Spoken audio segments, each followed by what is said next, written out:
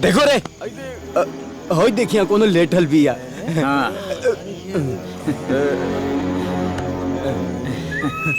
कहो करे चा कैसन ठंडी में टिकुरा तड़ू हीटर के गर्मी चाहते हैं आवा। अरे काहे ठंडी पाला में सुकड़ा तारू, चला ना मखमल के गद्दा पर सुताई। देखिए भैया, हम मुसीबत के मारल औरत हैं, हमरा के परेशान मत करो, हम पेट से बने। हमनी के भैया मत कहा, हमनी के सैया कहा।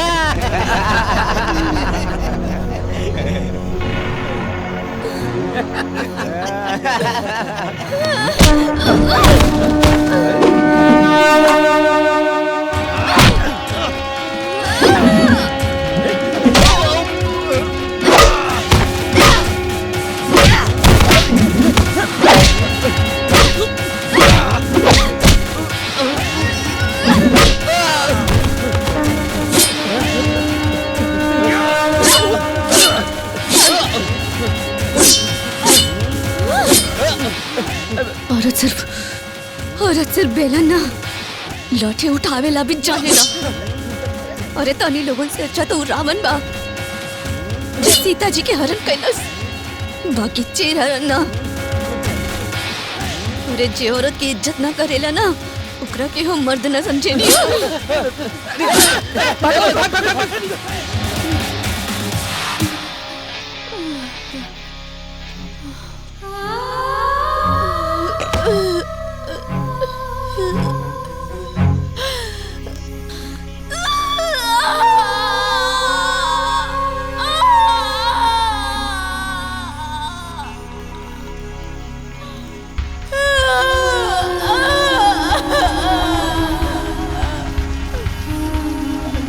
व्याकुलता की पीड़ा नारी से बेहतर जाने कौन।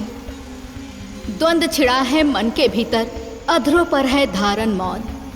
कब तक जगत में होगा तुलसी नारी का उपहास, कब तक अग्नि परीक्षा होगी, कब तक होगा नारी का वनवास।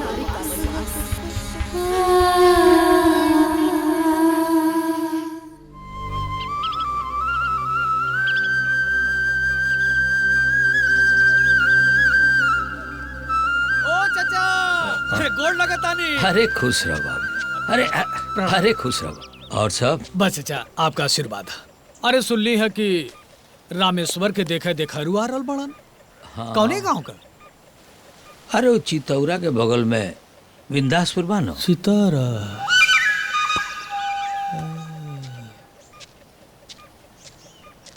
जौन चाहत रहली वो बतौला नहीं। ए चाचा सुनो, इना बतौनी की केकरा घरे? ए बाबू अब तारा से का छिपावे के बा, तू तो हमारी तैसी हुआ। वो चितौरा के बगल में बिंदासपुर बा, वही जब ब्याह ठीक भइला। बिंदासपुर? जी। हाँ, लेकिन केकरा घरे? वो रामविलास तिवारी किया, उन्हीं की बिटिया से। रामविलास तिवारी? अच्छा, वह जेकरे दुआरवा निबिया के गछिया बा, ओकरे समनवा वाला घरवा का? हाँ, ओकरा समनवा बड़का एगो घर बा, आ दुआरवा पर चापा कल बा। चापा कल? हाँ, बुझा गइल। अच्छा बाबू, हम सुरती ना खाइले, तू खा।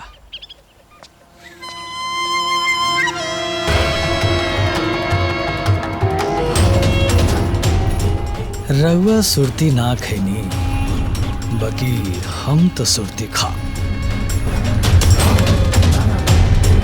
काहे रामेश्वर बिया बेर बेर बिगाड़ देता हुआ? अरे मुरारी, तू ना जनबा, एक नंबर का कबाड़िया हसरवा।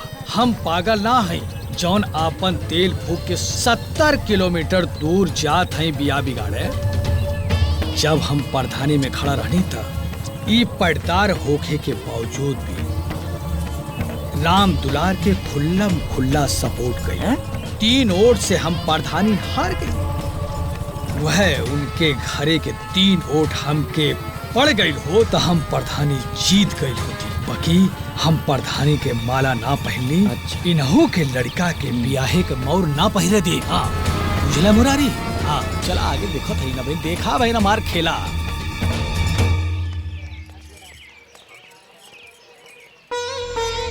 अरे आवा ए जी रुकी, का भाई? बिटिया खातिर लइका देखे जात हई ना, तो 1 रुपया के सिक्का डाल के गंगा मैया के प्रणाम कर ली, जतरा शुभ हो जाई। दे दे बाबूजी।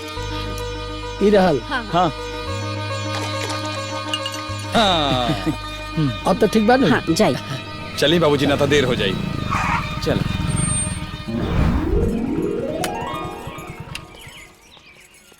प्रणाम। प्रणाम प्रणाम प्रणाम। माफी चाहता नहीं, हम लोग के पहचानी ना। हम रामपुर गांव से आ रहल बानी।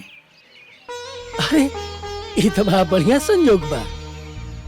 हम हो रामपुर गांव ही जाता नहीं, लड़का देखे दीनदयाल जी के। हाँ दीनदयाल की है? हाँ उनका लड़का। अरे उनके लड़का के बारे में जांच पड़ताल के लिए बानी की ना? रहुआ हमसे काहे कहता नहीं? लड़का में कौन खराबी बा का? अरे खराबी ही खराबी है। अरे 1 नंबर का जुआरी और 1 नंबर का शराबी बा।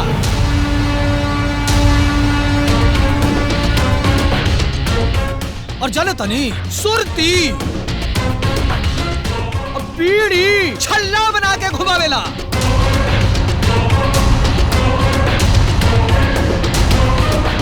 उसको लवे से हो का हो। और जाना तनी राते राते वो आर्केस्ट्रा देखेला, और आर्केस्ट्रा में जाके स्टेजे पे चढ़ के ठुमका लगावेला, और चोरी चकारी छिनैती डकैती और न जाने का ओकरे ऊपर केस चल रहा बा। अरे बता ले मुरे। हाँ भैया एकदम सही कहा तानी। लोगा से क्षमा चाहता नहीं कि छोट मुंह बड़ बात हो जाई, कहे से कि बिटिया के बात रहल है, यही से बतावे खातिर 70 किलोमीटर दूर से अपन तेल जरा के रउआ के सच्चाई बतावे आए लिया। अब ये निर्णय रउआ लोगन के लेवे के बा कि करे के बा कि ना करे के बा।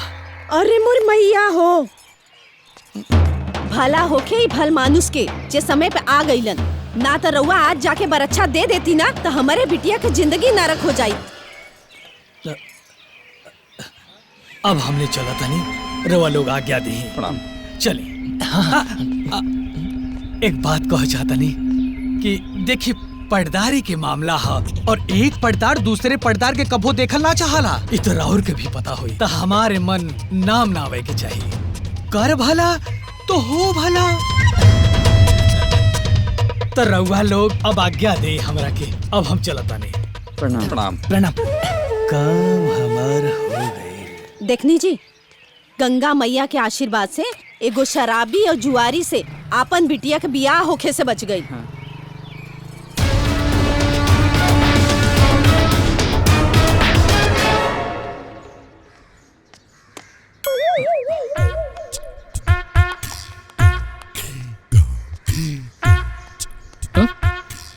पाउडर लिपस्टिक लगावला के जरूरत नहीं है, ये सब आवारा लेकिन के निशानी है। अरे बाबूजी, आई झोटा कटवाए गए लिया, काहे ना कटो लिया रे? आई को तिलकारू देखिए सा तो का कहिए सा हैं? क्या आवारा हो? बड़ा मुश्किल से मेरी ब्याह लागल बा, कोनो उल्टा सीधा करिए मत, नहीं तो पूरा गांव के काला टीका ते ही हो जाइबे। ए जी सुन ली, हमार बेटा के ना ई काला टीका फीका मत कहल करी। ई गांव में के सुघर बा हमार लड़का से ज्यादा, जब देखी तब हमार लड़का के कुशल करेनी। हाँ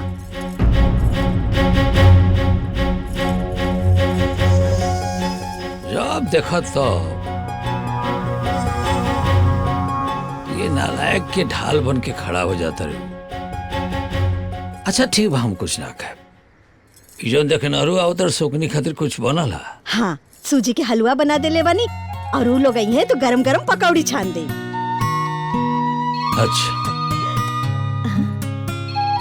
ला ओए लोग का फोन लागत कि आवता लो। हाँ बिलास जी नमस्ते, कहाँ ले पहुँचनी? कहाँ ले पहुँचनी मतलब है? अभी हम घर ही में बानी। हाँ। अच्छा एक बात बताई रहुआ लोग, इतना झूठ बोले में रहुआ लोग के लाजूज ना लगेला महाराज है? राउर बेटा शराब पिएला, जुआ खेलेला, ऑर्केस्ट्रा में नचनिया के साथे जाके दारू पिएला, नाचेला, है? चोरी चमारी के केस बाकरा ऊपर लागल, ओसन लड़का के साथे हम अपन लड़की के बियाह करब, ये रिश्ता ना होई। जय श्री राम। अरे बाबूजी, का भेल जी? ए जी, अरे का भइल? उहे भइल तारा गुनी लइका के गुण के कोनो बखान क के एकर बियाह काट देलस। हे भगवान। अरे फिर केवन हमार बियाह कटले बारे, ना छोड़ा बियाह कटवा के। ए तू है ना वो, तू है ना वो, हमार बात सुना लोग, हमार बियाह कटला जा, मिल गई तान लोग के तसल्ली, पड़ गई कलेजा में ठंडक। अरे हमार बियाह काट के तान लोग के पेट के पानी पहुंच गई ना। अरे इतना तक करा हमें गुड़ ना बिगड़ल होई जितना हमार बिगड़ गइल बा। एक बार पता चल जाए नू कौन हमार बियाह कटले बा तो कसम खा के कहतनी एक एक के बदला ले ले हम। सिलबट्टा में ओकरा के लोढ़ा लोढ़ा कुछ दे लोढ़ा लोढ़ा। अरे हमरा के कुल मालूम बा कि हमार बियाह काहे कटले बड़ा जा। ता लोग के ध्यान हमरा जायदाद में बा, लेकिन हमू अपना बाबूजी के इकलौता लड़का हई। कुल पैसा जाके अयोध्या जी में राम जी के दान कराइब, लेकिन ता लोग के एक छटांग ना मिली। बुझलू ना? बुझ जा लोग, बढ़िया से बुझ जा लोग। हमरे ओरी उंगली दिखा के सुनावत हुए। आग लगे तोहरे जमीन जायदाद में, तोहरे से ज्यादा तो हमरे हुए। हाँ तब बेटा एक तू बतावा तनी बड़ी धनवान बनतिया, कितना महान बाड़ू, कितना धनवान बाड़ू। और हम इहो जानतानी 9 बीघा में तोर पौधी ना उगेला। हाँ, और हम इहो जानतानी ओरी तर के भूतवा 9 पुरखन के नाम जाने। हाँ, हमार मुंह मत खोलवा, नहीं तो पूरा उलट पलट के रख दे हम। हाँ, उहे भूतवा हमहू के तोहरो नैहर के बारे में बतैले हुए, तो हमरो मुंह मत खोलवावा। देख फूलमतिया, हमारे नैहर तक मत जो, ना तो झूठे कबार ले, भाग झूठे कबार ले। तो हमारे हाथ में का दही जमल हुए के मारा। हाँ, अरे बाप बस कर, एकर मुंह लगे तरवे है। गोबर पर ढेला मरबू तो तहरे पर छीटा पड़ी। चलो चलो। नहीं चेका कि छोड़ो ना, हमारे बेटे के आई बड़ी बिना सब जले ने हमसे, सब जले ने, सब जर्जर मरे ने, सब पहले हम मुझे उस तो के बतावा नहीं। तेरी चुनैनिया जो तोर इहे चाल के खातिर तोर लड़का रनवा रह जाई। पटक पटक के मारा ये ने। आओ दिखावा तानिया, हमारे बेटा के बिहा करवा तानी लोग। छोड़ी लोग हम बतावा तानी, छोड़ी। आ हिम्मत कर।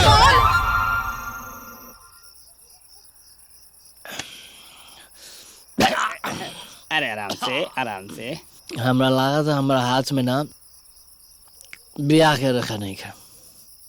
जब हमारा शादी के आग भूखा था, कोनो ना कोनो गांव वाला ब्याह कटुआ आके ओकरा पे एक बड़ी पानी रहता। लगा था ए साल के जाड़ा भी रजाई में अकेले छन छन करत बीती। ए दोस्त, हमरा तो लागत है ना तोहरा नसीब में भगवान ना अरेंज मैरिज ना लव मैरिज लिख ले बा। लव मैरिज और लव मैरिज में ना कौनो भी कटवा के जोर ना चलेला। लेकिन यार पतवे खती कोनो लड़की भी तो होके के चाहिए नजर में। हमरे मामा के लड़की के बियाह हुए, काल तू हमरे साथे चला। वहाँ हमरे हितनाथ लोगन के खूब लड़की आई है, वही में से एगो लड़की तू सेट कर लिया, मामला सेट।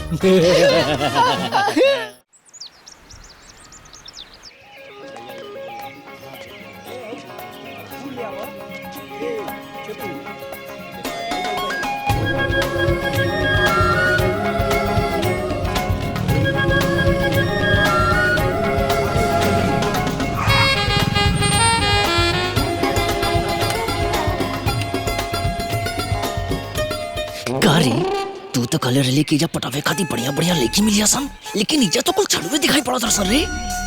अरे तू तो सब कुछ जानते हुआ यार। हैं ब्याह के दिन देखिया लड़कियन के मेला लगी, लड़कियन के मेला। हैं उठा चला आओ। अरे यार आवा चुपचाप चला। चला ना, अरे चला। मामा पाए लगी। अरे भगिना आ गई। खुश रह और सब ठीक बना। अरे सब ठीक ठाक बा। अरे मामी तू यहाँ बैठल बाड़ू, मामी पा लागी। खुश रहा खुश रहा। हाँ मामी। कारे गायत्रिया ब्यूटी पार्लर ना गेली, घर ही मेहंदी लगाओ तारी। जाए के बा भैया, बस हम तो सहेली के इंतजार करत नहीं, पता ना कहाँ रह गईली। बाकी ई के बा? अरे ये हमार दोस्त हुए, शादी ब्याह का घर हुआ ना, शादी ब्याह में पुरवा पत्थर फेंके के आदमी चाहिए ना। अरे ये बहुत तेज पुरवा। तो हमरा के पुरवा पत्तल फेंके खातिर लेके आइल बड़े के सेटिंग करावे खातिर लेके आइल बड़े?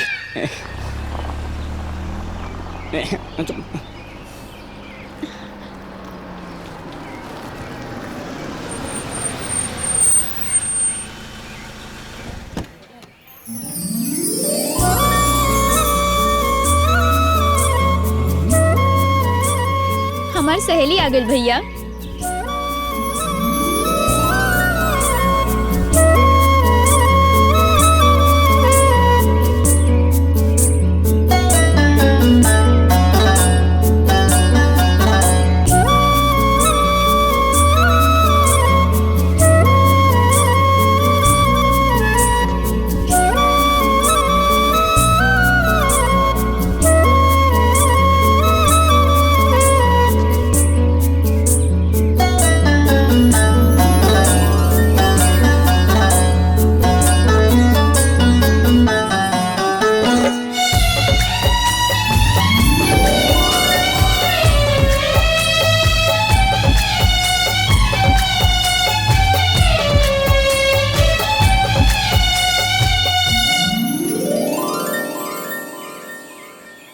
खुश रहा। अब तू आ गई लू ना बिटिया, अब रात के संगीत में 4 चांद लाग जाए। संगीत के प्रोग्राम बा तो हम बड़ा अच्छा गावे नी। ई लेडीज संगीत प्रोग्राम बा, जेंट्स ना। चला रीता। करे ये का बोल के चल गई? अरे रुको ना यार, तू तो बहुत ध्यान रहा, तो दिमाग लगाओ दिमाग।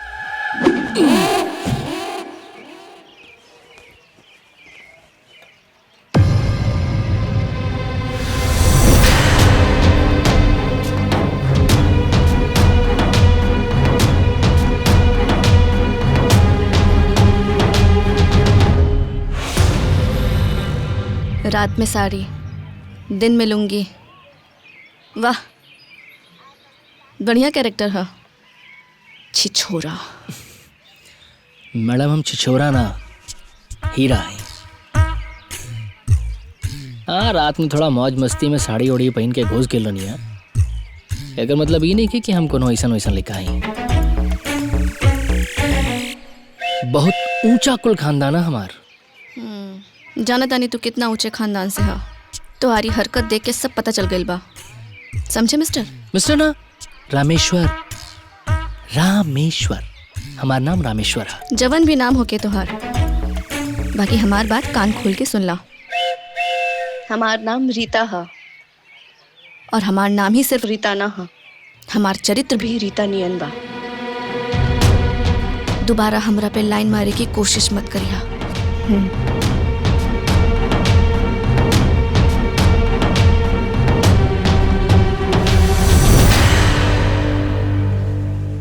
हाय रे रीता मैडम, कितना ऐतिहासिक पौराणिक नाम बा। शादी के कार्ड पे ना सटीक जमीन, रामेश्वर संग रीता।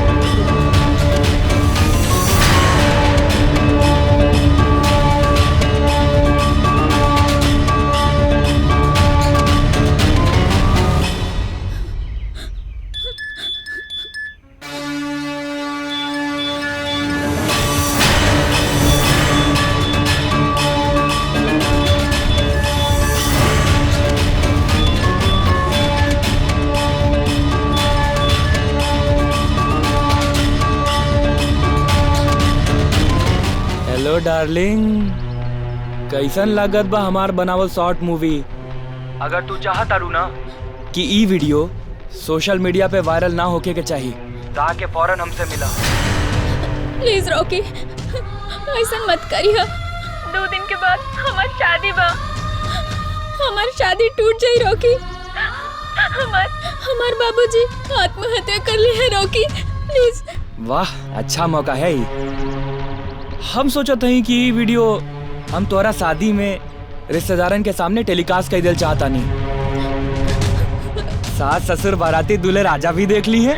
ना रॉकी, तुम्हार हाथ जोड़ता नहीं हम, प्लीज ऐसा मत करिया। हमार इज्जत चल जाई रॉकी। अगर इज्जत बचावे के चाहता रू ना तो आज रात आके हमके मिला। व्हाट्सएप पे एड्रेस भेज देनी।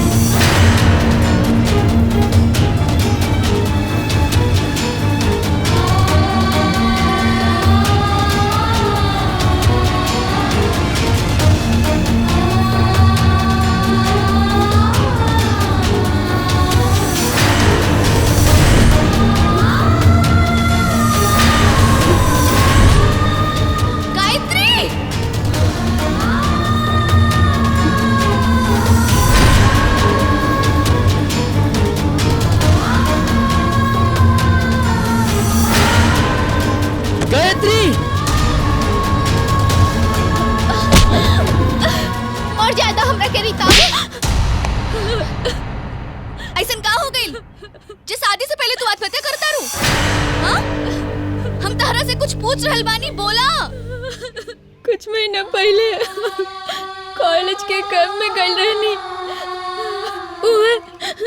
बाथरूम में नहाते वक्त एक लड़का रॉकी नाम के हमार वीडियो बना ले लगा। अब वो हमरा के ब्लैकमेल करता। अगर आज रात ओकरा के पास ना गई नहीं तो हमारी वीडियो इंटरनेट पे डाल दी।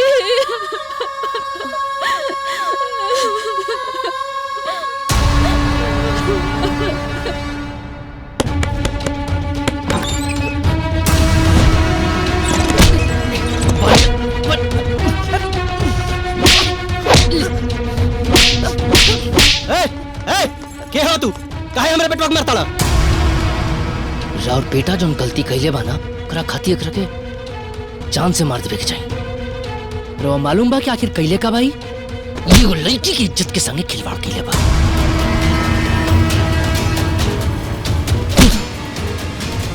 है ना?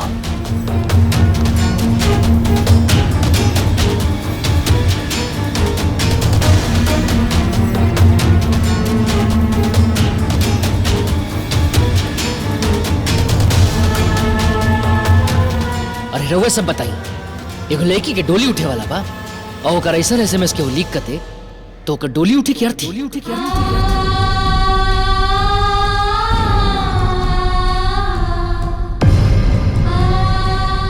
अरे दुनिया तो वैसे भी कितनी दुनिया नजर लगा के बैठल बा। जब मौका मिली कोनो लड़की के इज्जत न उछली। अरे हमनी के सोचे के पड़ी, रउआ सोचे के पड़ी, हमरा सोचे के पड़ी, इनका नियन लड़का के सोचे के पड़ी, समाज के सोचे के पड़ी। अगर एगो लड़की के इज्जत पे आग लग जाई ना तो कोनो साबुन से ना धुलेला। अरे रउआ एगो लड़की के बाप हई, इहो एगो लड़की के भाई बाड़े। खड़ा करी ना लड़की की जगह पे अपना लड़की के। रउआ आग के पानी खून बन जाई। अरे बेवकूफ औरत कोनो खिलौना ना।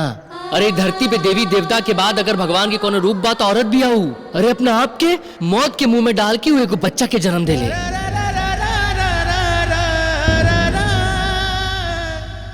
और रॉकी एक बात जान लिया कि औरत ना प्रेम करे वाला के भूल सकेले लेकिन इज्जत करे वाला के कबो ना।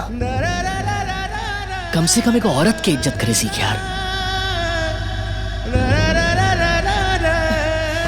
गायत्री हमरा के माफ कर दा, हमसे बहुत बड़ी भूल हो गई।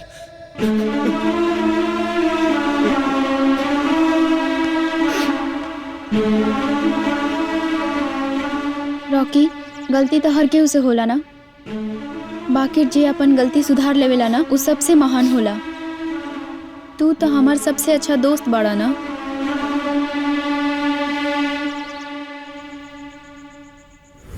अगर एगो लड़की के इज्जत पे आग लग जाई ना तो कोनो साबुन से ना धुलेला। खड़ा करी ना लड़की की जगह पे अपना लड़की के, रवा आग के पानी खून बन जाए।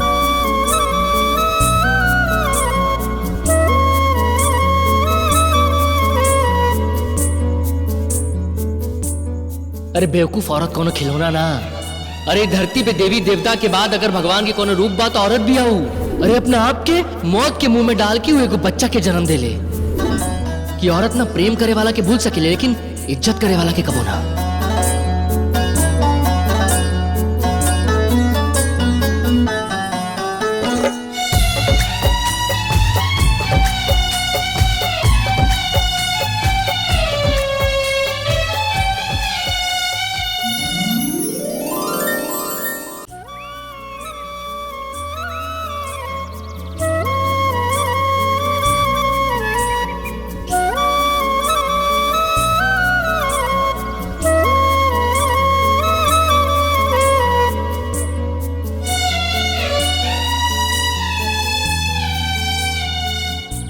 देखी ना हमने के तस्वीर पानी में कितनी अच्छी लागत था।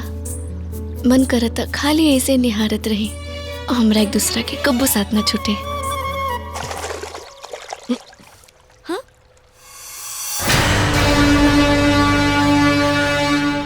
बाबूजी तू चुप रहा। तारा पता बा एक नंबर के नलायक और लखेड़ा लड़का है। दुनिया में कोनो ऐसा अवगुण नहीं खे जे एकरा भीतर नहीं खे। दारू पिएला, गांजा पिएला, नचनिया संगे नाचेला। तारा पता बा डाकू मंगल सिंह पर जितना केस न चलता उतना एकरा ऊपर चलता केस। बेटा तारा पता नहीं के एकरे रिश्ता आए रहे तारा से ब्याह करे खातिर। वो तो भला मानुस कहा एकर गांव वाला के जेकर काला चिट्ठा खोल गई। एकर मतलब हमार शक सही निकलल कि हमार कोनो दयादे हमार बियाह कटवा के काम कैले बा। तू चला घरे, एका साथ रहबू तो तू बिगड़ जेबू। चला। बाबूजी चुप। नाते के नात पनाते के ठेंगा। बाबूजी इनकर कैसे बाबूजी रे? हैं? तुमरा के बाबूजी मत कह। ठीक बा रामविलास जी। जो आदमी हमारा गांव के रउआ से हमारा बारे में इतना गुणगान कैले बा वो आदमी के रउआ देख के पहचान सके नहीं? मुंह देखब तो पहचान जाए। हम कैसे भुला सकता नहीं वो भला आदमी के? तो ठीक बा ये बात के फैसला पंचायत में हुई कि हम कितना बड़ पियक्कड़ हई और हमरा ऊपर कितना केस बा। चला।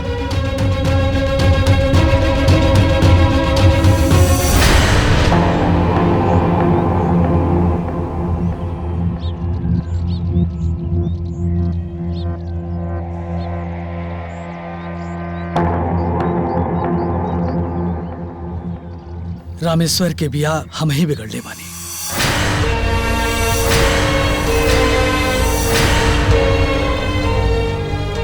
ये झूठ छपा सब हम ही बोलने बानी। और इतने ना रामेश्वर के जहां जहां बियाह कटल वहां वहां के बियाह कटवा अब हम ही बानी। देख लेला, सुन लेला। हम तो पहले ही से कहत रहनी चाचा। अरे यार राम खिलावन तो से ही उम्मीद ना रहा। केहू का बियाह बिगाड़ल इतना नीच काम है ये तो के ना मालूम रहे। अरे तू तो उनका सगा पटदार बाड़ा। हम जब प्रधानी में खड़ा रही तब ये सब हमरा के ओट ना दाना और वह खुन्नस रहल हमरा के। लेकिन हम भूला गए अपने स्वार्थ में हम अच्छा कर रहा बानी या बुरा कर रहा बानी। रउआ लोगों से हाथ जोड़ के विनती कर रहा बानी कि हमरा के माफ कर दे ही, माफ कर दे ही। देखनी भाई लोग, दूध का दूध और पानी का पानी अलग हो गए। लइका 16 आना खरा है, लइका में कोनो अवगुण नहीं खे। रघु अपने बेटी के शादी धूमधाम से करी और बेटी खुश रही। कहो भाई लोग। हाँ भैया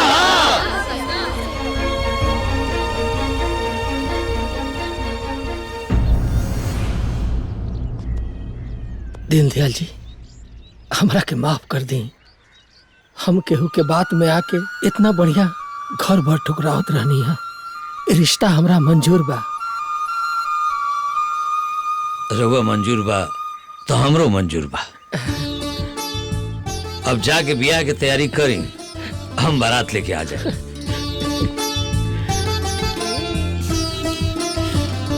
ए जी, ये तो बहुत बढ़िया भइल।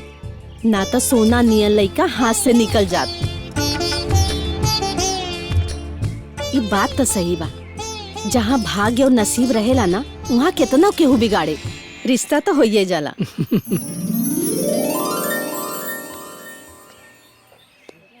देखा अशोक, ओमकार, तारा लोग से कब्बो हम रुपया पैसा ना मांगनी। बाकी रीता बेटी के बियाह में तारा लोग से कुछ मदद के उम्मीद रखतानी। अरे बाबूजी, रउआ कैसन बात करता नहीं? रीता हमनी के इकलौती बहन बिया। ओकरा बियाह में ना कौनो कमी ना होखे के चाही। ठीक बा। और सुनी ना, बारात और मड़वा में जितना भी खर्चा होगी ना, उस सारा खर्चा हम उठाए। बाबूजी, रउआ तो जानते बानी हमारे पास तो कोनो दोसर कमाई बाना। हम तो खेतिए बाड़ी पर न बानी, तब वो हमारा से जातना बनी हम करब। हाँ, अच्छा।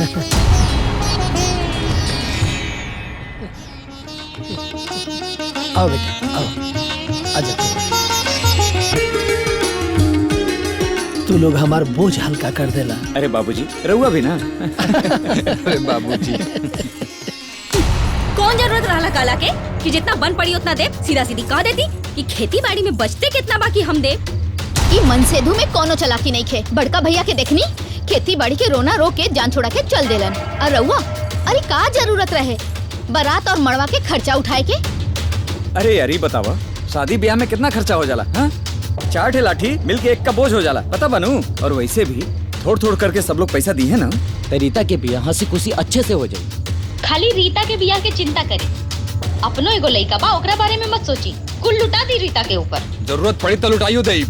जान लू, और जब दुआरे बारात आवेला ना, तो लोग पैसा ना इज्जत देखेला। इज्जत इज्जत इज्जत इज्जत इज्जत खाली रौरे ना जाई, उनकर भी जाई। हम पूछता नहीं कि आखिर के हाउ रवर। आरती, बस जौन बात तू कहल चाहत अड़ू ना, अगर अपन मुंह से कहलू तार मुंहवा तोड़ देब हम। हमार परिवार के मामला में दखल अंदाजी ना हम बिल्कुल बर्दाश्त ना करब, समझ लू?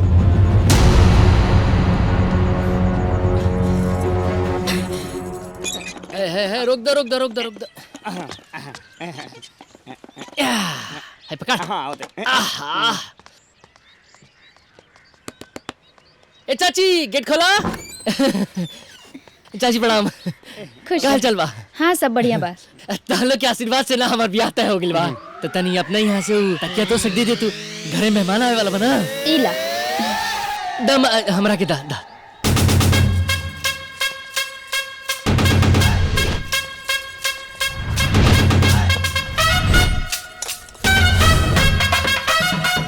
अम्मा, चाची, बियाह तय हो गइल बा। आवे के बता लो के पूरी बुढ़िया मिली। ठीक ना? भुलैया जा मत। चाचा प्रणाम। हाँ बेटा, शादी में आवे के बा।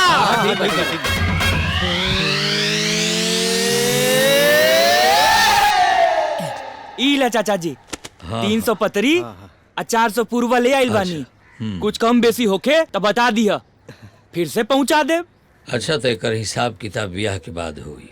अरे कोनो बात नहीं चाचा जी, एक दिन के बात हुए, बाद में हिसाब किताब हो जाई। अच्छा चला तानी, प्रणाम। तैयारी तो बहुत बढ़िया हो गई बा। अरे रामेश्वर बबुआ, चल घर में पंडित जी चिल्लात बड़न हल्दी लगावे खातिर। चल जल्दी, मुहूर्त निकल जात बा। जा बाबू जा। चला चल।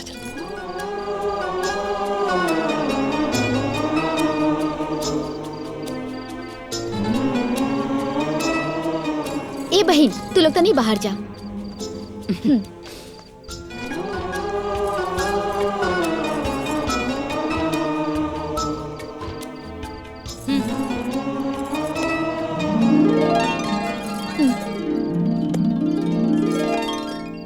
जवन बैंक में हमार डिपॉजिट रहल, वो उ तिनकर बिहाय में लगा देनी और 4 तोला के जौन गहना रहे ओहो लुटा गई। सही कहता बस कैसा बियाह हो जाए, विदा होके चल जा तो जान छूटे हमनी के। भूल से भी न बोला भी कल मोही के। चल रे।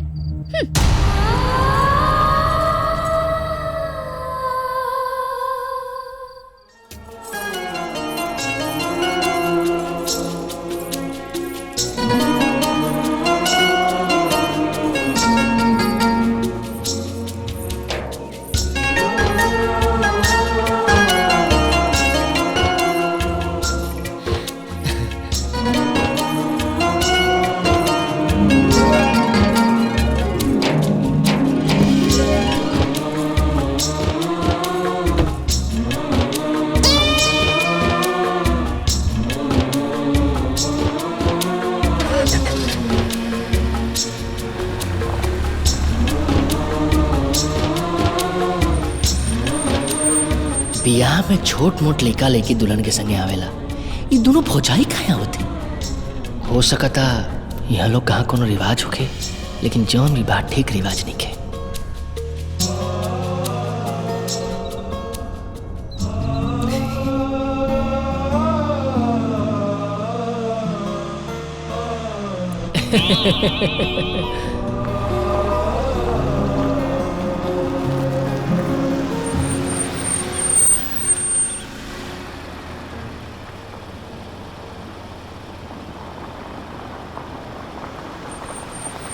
अरे ड्राइवरवा गाड़िया वापस कहाँ घुमा दिली?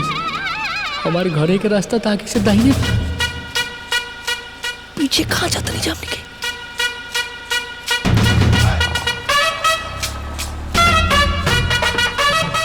वापस कहाँ लेके जाता?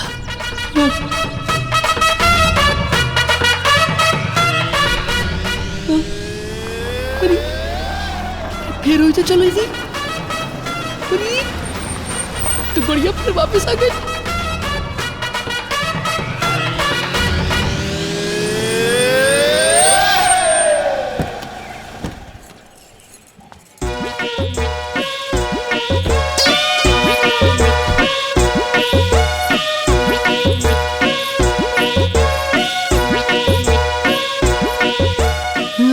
हमरा मेहरारू के कहाँ लेके जाता राजा? अरे गवन में हो गई बना।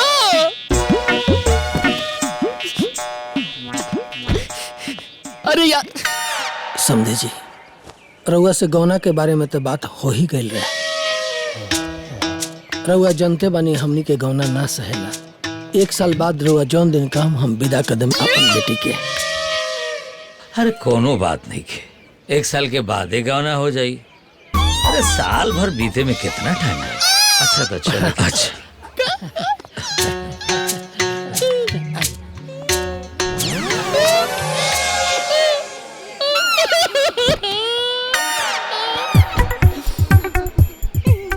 पूरे साल तो हम लोग के देर न लगी, इजे तो सामने के पनुसल थरिया चला गई। 1 साल शादी के बाद तक रणवीर जीवन जिए के पड़ी। आइए दादा, करे जा कुक राजा ये भगवान। जी जी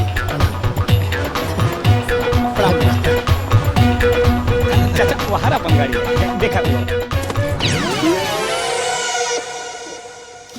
उतना बड़ बात हमरा से काहे छुपौला जा कि गौना हमारे 1 साल के बाद हुई। अरे तो लोग के ना सहला तो तोर गौना कैसे हुई रे? रे हमार गौना 5 साल के बाद भई रहे। पूछ ले अपना माई से। अरे कहाँ बेटा, तहन लोग के बियाह हो तो 16 साल में भइल रहे। यही से गौना भइल 5 साल के बाद, हमार होता 2.5 साल में। गौना करवा जा 29 साल में, बुढ़ौती में क्या करब हम? तोर कराई गौना। अरे देख बाबूजी, जूता जूती ना। ई कौन बात बाकी जूता निकाल के तू हमारा आवाज दबा देबेला? देखा बाबूजी, जूता निकलना से ना सच्चाई का गला घोटाला। जाता नहीं अपना कमरा में सोते हम। बेचारा। चल चल ठीक। क्या सुती कमरा में अकेले? जब मेरा रूह है नहीं के जाता नहीं द्वार पे सुते खाती। नौटंकी कहीं का। नौटंकी ना करे जाके हुक्म बोला था। ठीक है तो बोला था। तू आज अगर हमारा गौना हो गल रही ना तो हमें जा दारू के ढक्कन ना मेहरारू के घूंघट उठा रहा होती। हाय रे हमार किस्मत, शादी भइला के बाद भी हमरा ही पत्थर सुटका के संगे रात गुजारे के पड़ता। ए यार तू फालतू में टेंशन ले ले बड़ा, ब्याह तो होइए गइल बना। तू सुहागरात चाहे यहाँ मनाओ चाहे ससुरारी, लाइसेंस तोहरे पास बटले बा। बात तो तू सही कहता रहो, लेकिन आज ना, आज अगर गई नहीं तो पूरा जनता जनार्दन हो जा हुई। कबो ना कबो जरूर जाए मौका निकाल के, सुहागरात जरूर बनी।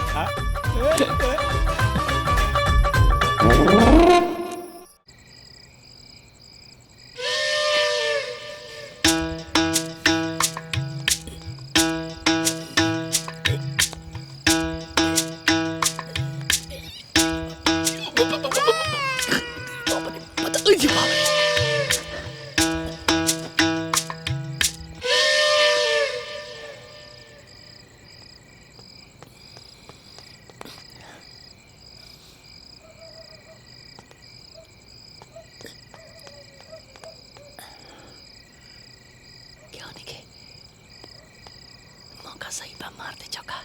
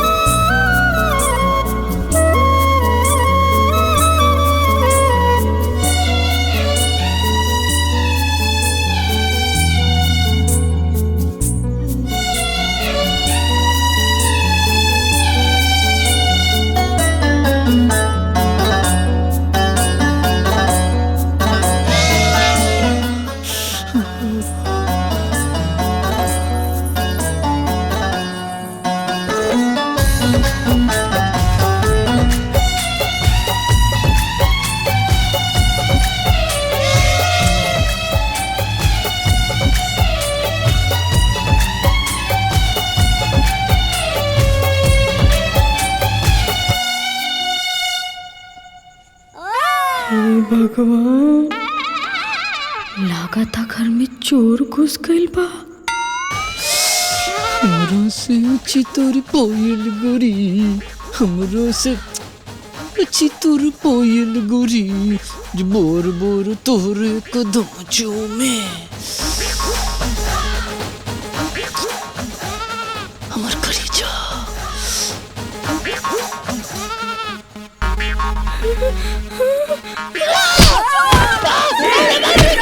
अरे कौन निकले?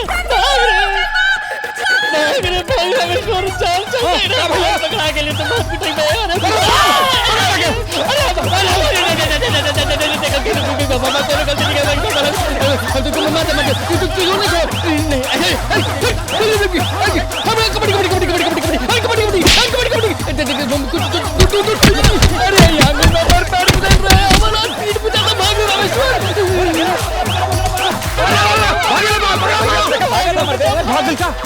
अरे भाग गई तो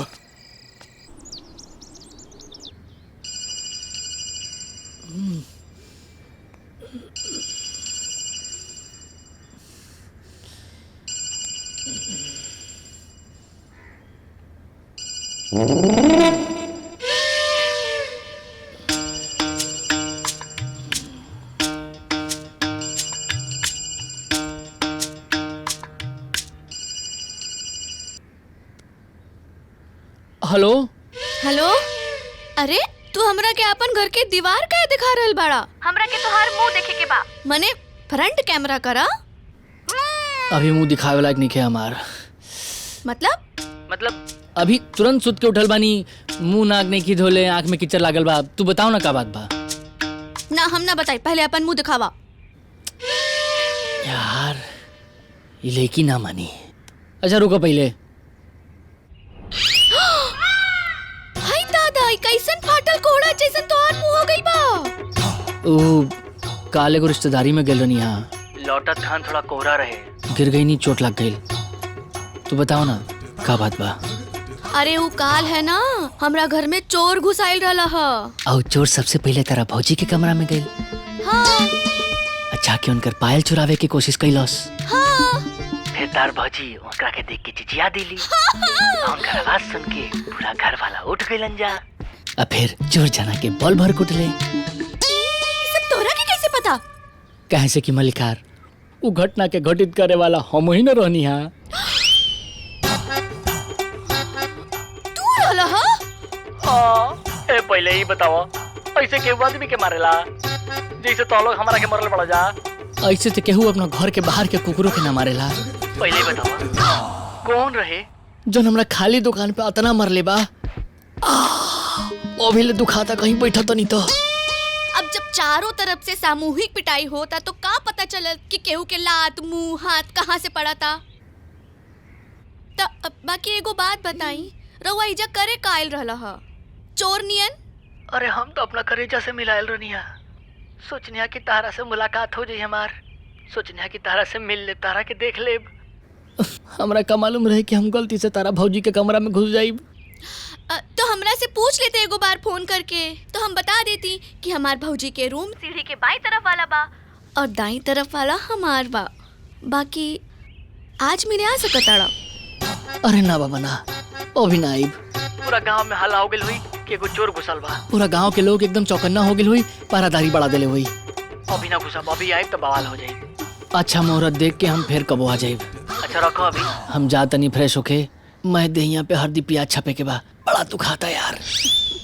ठीक बा, बाय। गजब मरले बड़ा सन यार।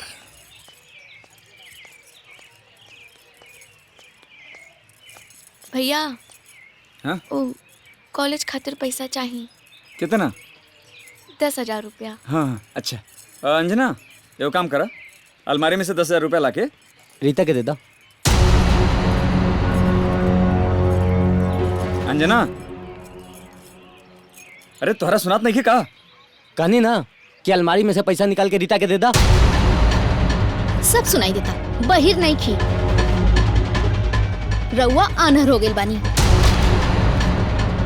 अभी ब्याहे में इतना पैसा लागल हा, समझ नहीं क्या आवत। और भैया के देख ली हाथ में हाथ धर के बैठल हमन। और हाँ, अभी 1 लाख के धान बेचलन हा, 50,000 के पुअरा, हाँ, और 10,000 रुपया बहन के फीस देवे खातिर ना बा। अपना जुबान पे कंट्रोल करा, ठीक बा ना? तोरा खेती के फायदा दिखाता, नुकसान ना दिखाता। हाँ?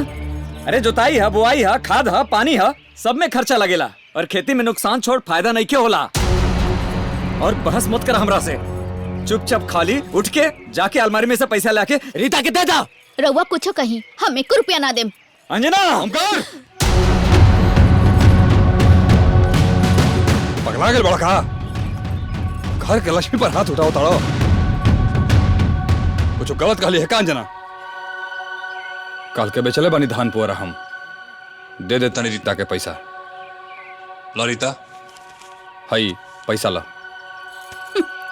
पढ़ लिख के तो बड़का कलेक्टर हो जाइहन। कहीं ऐसा न होके कि नाम रोशन करे के बजाय सबके मुंह पर करिखा पोता जाओ। इतना केहू सगी बहन पे खर्चा ना करेला जितना तोहनी लोग चचेरी बहन पे करता नहीं।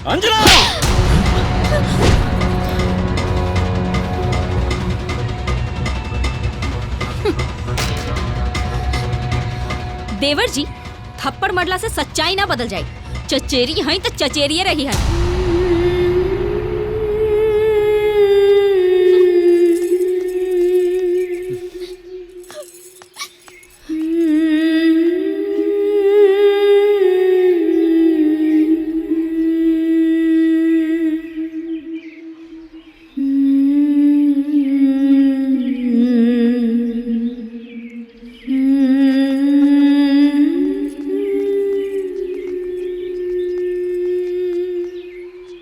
माई वो देखो जा बाड़ी।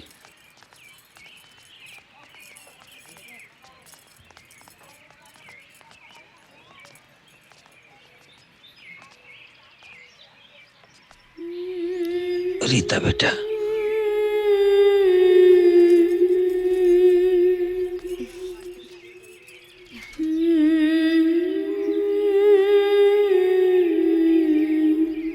बिटिया दुल्हन के बातें का बुरा मत मानल करा। वो तो पराया घरे से आयल बाड़ी ना।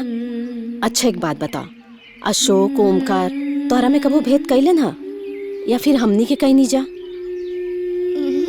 बेटा जब तू छोट रहलो न, बड़का भैया और भौजी तार मासूम हाथ हमरा हाथ में देके स्वर्ग से धार गइला।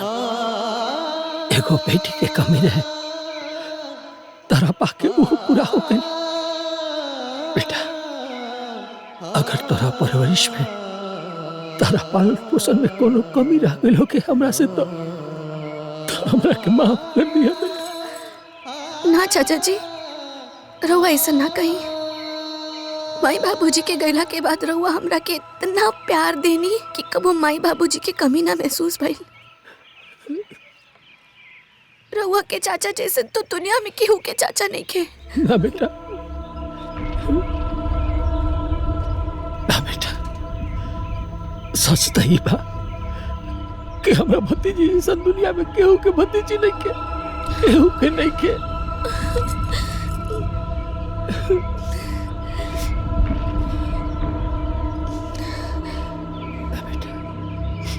जा क्लास जा,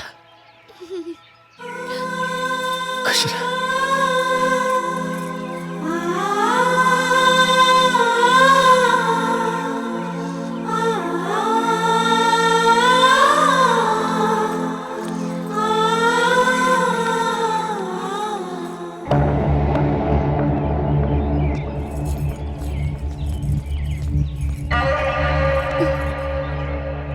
देखा, लागता हो गई बाप और बेटी के भरत मिलाप।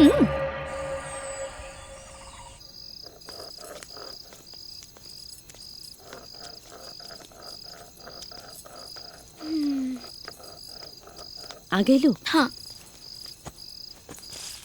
माँ जी, हम का कहतानी कि कुछ महीना में इनकर गवना रखा जाई, त चूल्हा चौका के यूनिवर्सिटी में इनकर एडमिशन काहे ना करावतानी? रोटी बनावे के सिखा दी, तरकारी भी।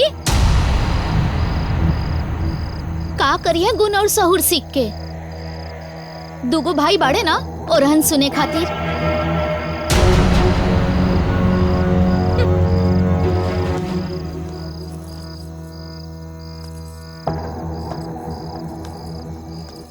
क्लासेस से लड़की थकल हारल आइल बा, पानी तक ना पियलस और तू लोग ताना मारल शुरू कर देलू। और कोनो काम धंधा नहीं खे? साथ सबके ताना लागत हो।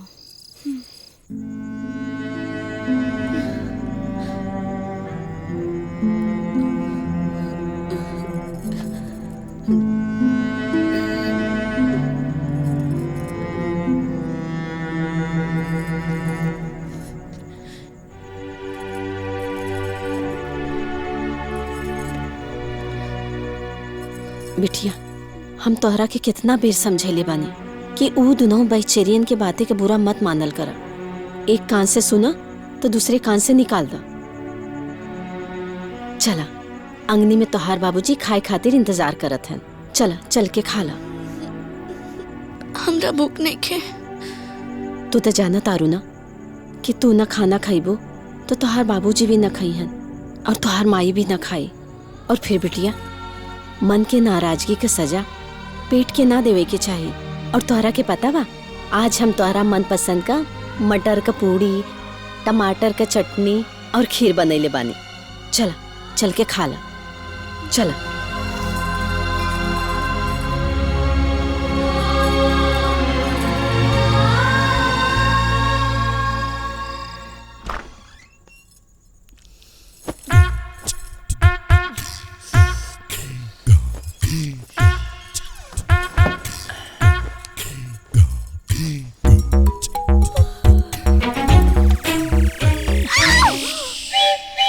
अरे हमरा के फेर मरवावे के विचार बका। तू ऐसा का करे तड़ा? तरह से कहले रनिया ने कि मौका मिली तो तरह से मिले खती आई ता गई नहीं। सुना देखो तू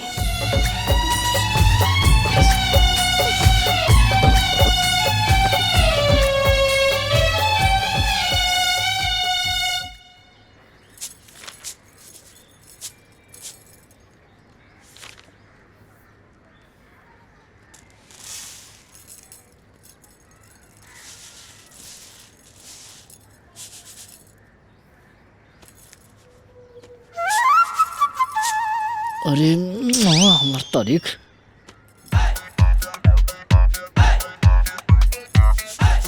ला भैया, दिसंबर खत्म, 1 साल पूरा हो गई। अरे 1 साल पूरा हो गइल बा, कुछ अधूरा काम बा, पूरा करे के बाकी ना, केहू के याद होत बा। अरे हाँ, अच्छा वेल तू याद दिला देला। वो पोखरा वाला खेत में ढैंचा डलवा दे तनी इससे का हुई, परती पापड़ सब खत्म हो जाए। और हाँ जी, उहो कमो तो बकिया बा ना, पुरवा में जोन गोबर बा ओकरा ताले फेंके के बा। पुरवा ढैंचा घूट गोबर कुल तो हलो के याद बा, और जोन काम के बात बा ऊ तो हलो के याद नहीं खे। अरे हाँ, तारा बिया हमें के सोनार के 1 लाख रुपया बाकी बा, यह गेहूं बेच के दिया जाइए साल। हाँ।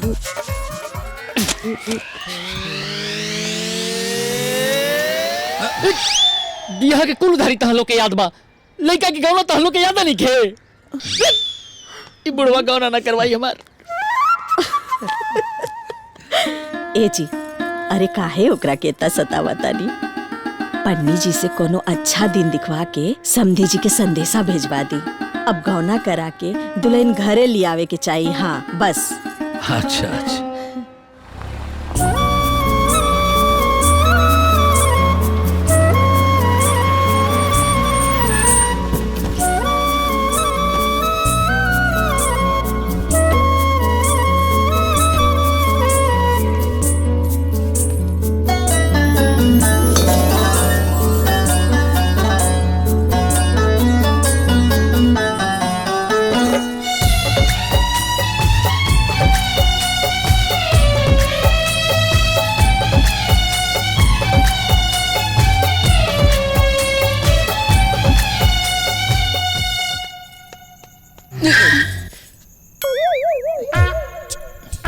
कब हुआ ऐसा रतिया में जगह काहे करत रहू? जगह ना बेटा, हम तोहार इंतजार करत हैं। आऊ काहे? उ का है ना, भैया गए रहन पंडित जी के यहाँ। पंडित जी पतरा देख के सुहाग रात के शायद 1 हफ्ता बाद रख ले। कहे से ना बेटा, इस शादी ब्याह ना बाल बच्चा खातिर होला, और सुहाग रात के शायद ता 1 हफ्ता बाद बा। यही से तू जा दुआरे सूत जा। ई पतरा के चक्कर में हमर जतरा खराब हो गइल बा। रात के बाद भी हम बाड़े के बाड़े रह गई नहीं। ए बुआ, एक बार जाए ना। अरे जो ना, जो दुआरी सूत।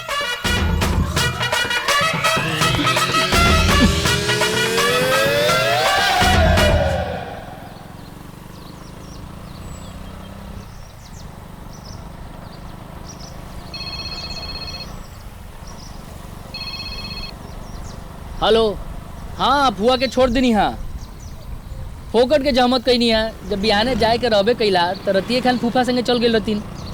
बिलारी ने राती के हमार रास्ता काटे खातिर रुक लिया। अच्छा फोन रखा, हम जल्दी घरे पहुँचो।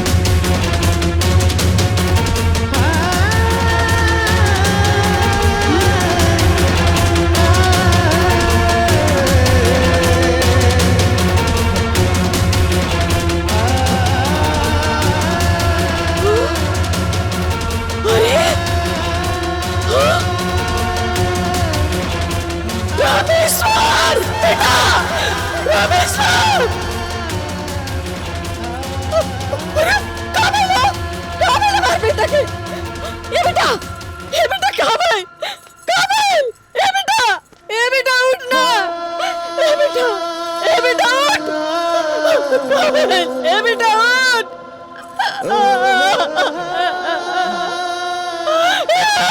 जी हमार बेटा के काम है।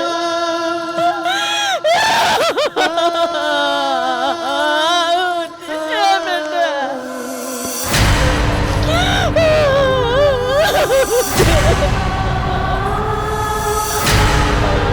ए बेटा।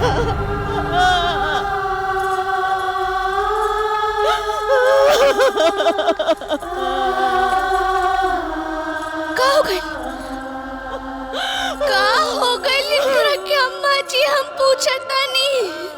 एक्सीडेंट का हो गई? एक्सीडेंट हो गया। ए जी उठी। ए जी उठी ना, उठी।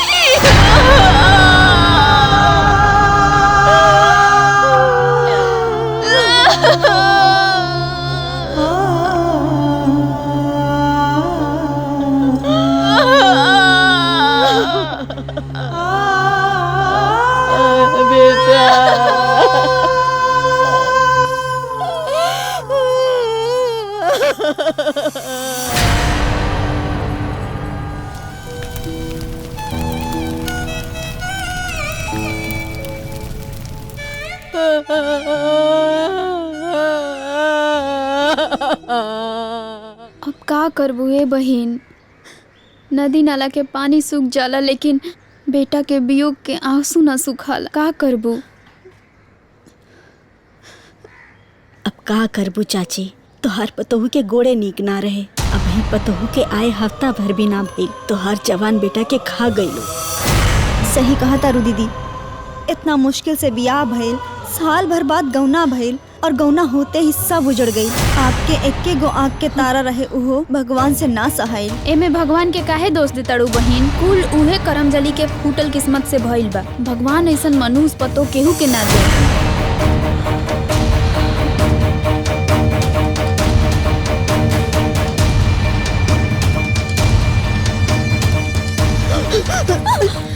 हमार जवान बेटा खा गई, तब तोर पेट ना भरल। अरे पेट बाकी कुआं रे। हाँ, मनहूस कहीं के मरियो नहीं खे जात, पता ना और केकरा केकरा के खाई।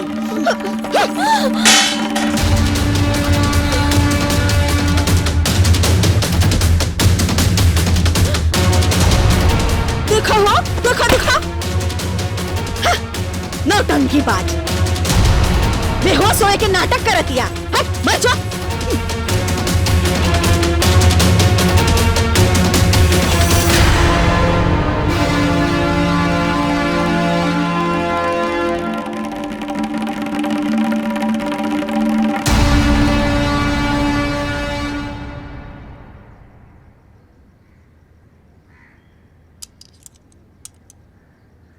मुबारक हो सावित्री जी, आपकी बहू माँ बनने वाली है।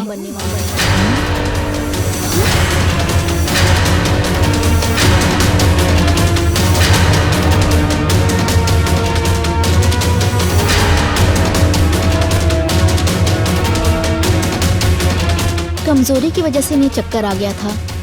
इनके सेहत का थोड़ा ध्यान रखिए और कल डिस्पेंसरी में आके आप दवा ले लीजिएगा।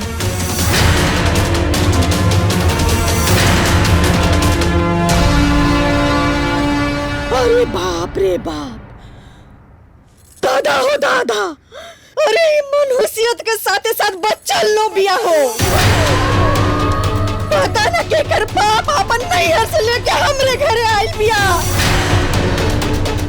अरे दादा हो दादा। भैया खड़ा खड़ा मुंह का देखत बड़ा, एकरा नैहरे फोन लगावा और बाप भाई के बुलावा भी, आके कल मुही के यहाँ से ले जा सकते। दादा हमार बेटा के खा गई लो, कल मुही कहीं मोर खाए ना जा।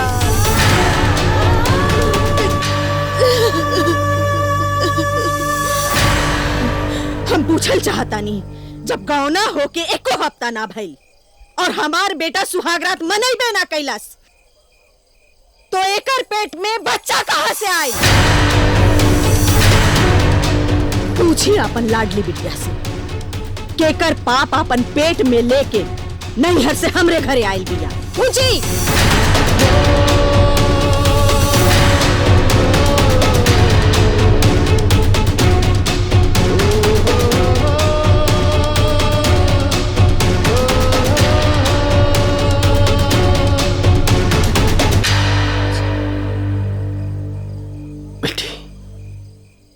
ये हम का सुन रहल बानी सच्चाई का बा बेटा?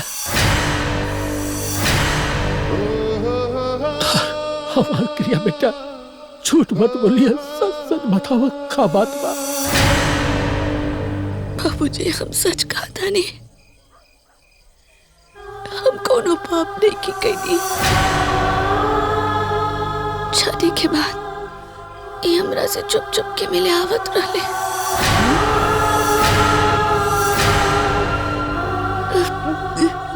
नहीं इनके बच्चा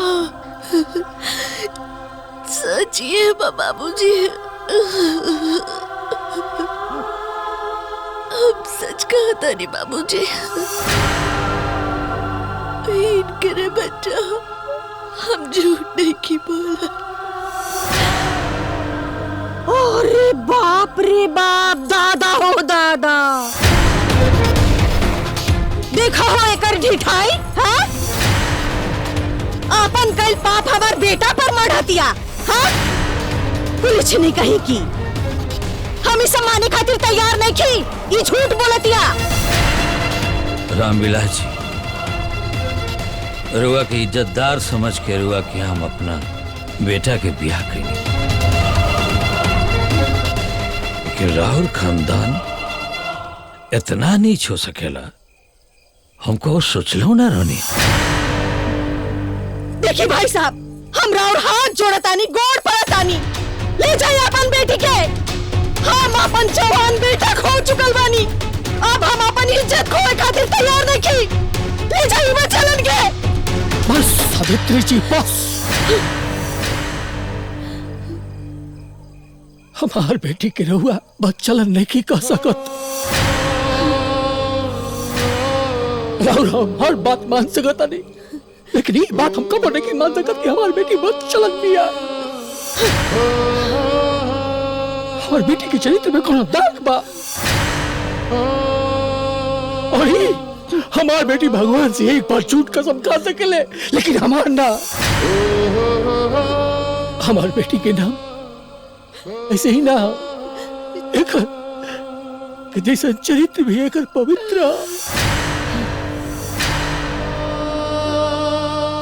चलो बेटा,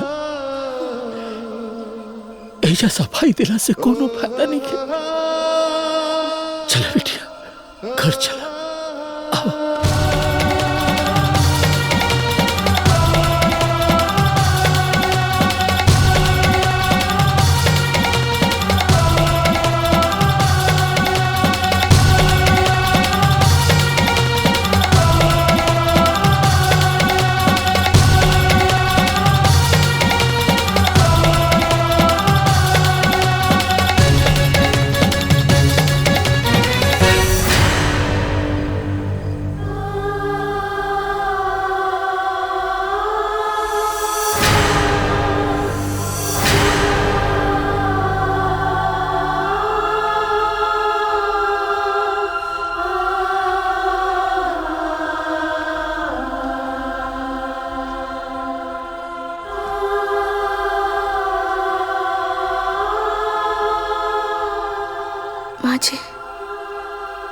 जैसे सीता जी अपन अयोध्या छोड़ के वनवास गए रहली ना, वही से हम अपन अयोध्या छोड़ के वनवास जा रहल बानी। बाकी हमार वनवास पूरा हुई,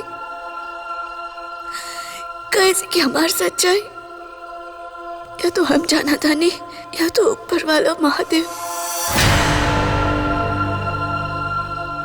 बाकी हम लौट के जरूर आएंगे, जरूर।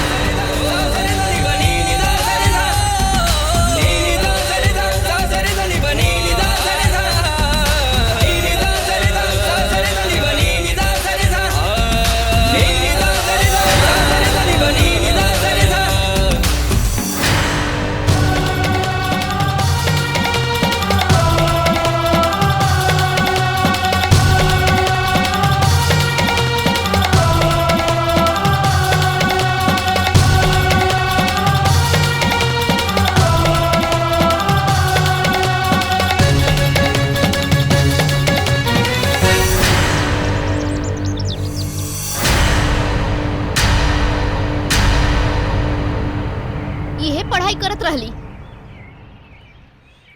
रउआ लोग देख ली, रिजल्ट सामने बा। दुल्हन चुप हो जा, ज्यादा मत बोला। के चुप कराई अम्मा जी, बताई ना आ केकर मुंह बंद कराई। गांव जवार जब कल होके हंसी ना तब पता लगी बदनामी की जौन करिखाई अपना मुंह पर पोत के आयल बाड़ी ना उ रोलो से ना धोआई। आ हम पूछतानी कि कौना हक से इस ससुरारी से हिया रहे आयल बाड़ी? अपन हक से, अपन हक से रहे आयल बियाई, अपन बाप के हक से रहे आयल बियाई। ई मत भूला लोग, ई घर है, जमीन में ई बराबर के हिस्सेदार बिया। अशोक ओमकार समझा दे अपन अपन मेहरी के, न तो हमरा से बुरा केहू ना होगी। का समझा दी बाबूजी, का समझा दी? कुछ गलती कहा तरी सका? कहलू के जब मैं गांव समाज पूछी तो कहा जवाब देवे के हमनी के? अरे माने हमनियों के छोट छोट लड़का बच्चा बाने, हाँ? अरे उकुल के पढ़ाई लिखाई परवरिश पर का असर पड़ी? उकुल का संस्कार सीखिए सर?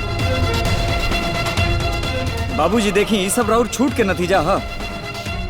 अरे अब अहिनो वक्त बा बाबूजी, एक अबॉर्शन कराई और दूसरा ब्याह कराई।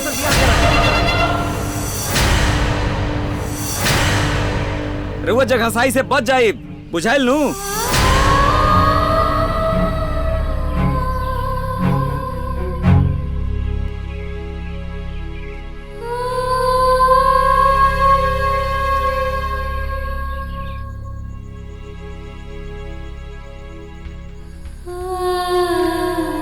देखा तानी जी, लोग हमरा के चरित्रहीन कहत हवन, हमरा से निष्पाप होके के सबूत मांगत हवन, अपने के आखिरी प्यार की निशानी के गिरावे के कहत हवन। राव रीता के और के हो जाए कहत हवन। कैसे मानी, कैसे मानी?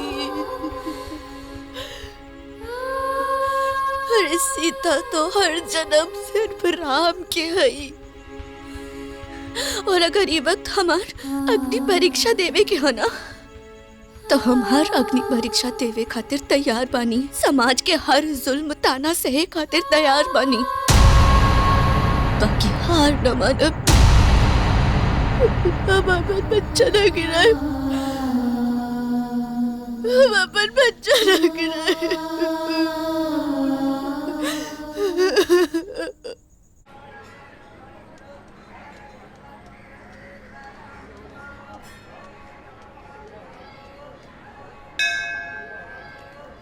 नाम रीता है और काम सुपनखा वाला। कुछ सुनला है एकरा बारे में? हाँ हाँ, हमहू सुननी है कि ससुरा से भगा देहल गईल बिया। केकर लइका बच्चा एकरा पेट में बा पता ना। राम राम राम राम राम, घोर कलयुग आ गईल बा। चलो हो।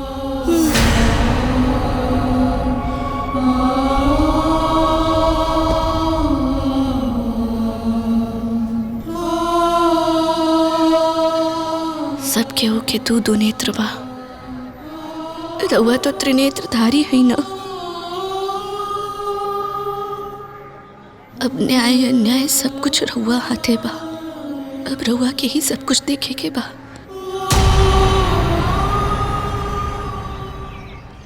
15 प्लस ए भाई, तू रहे दा पढ़ावे के। हमनी के पता बा कि तू कौन सा पढ़ाई पढ़ेबू। पढ़ाई के आड़ में ना अपन जंघिया मत पचावा। बैठल बैठल फोकट में रोटी ना मिली। चला चल के काम काज करा। ए चल रे। आओ अभी के बताई तो के। बड़ी एली पढ़ावे वाली।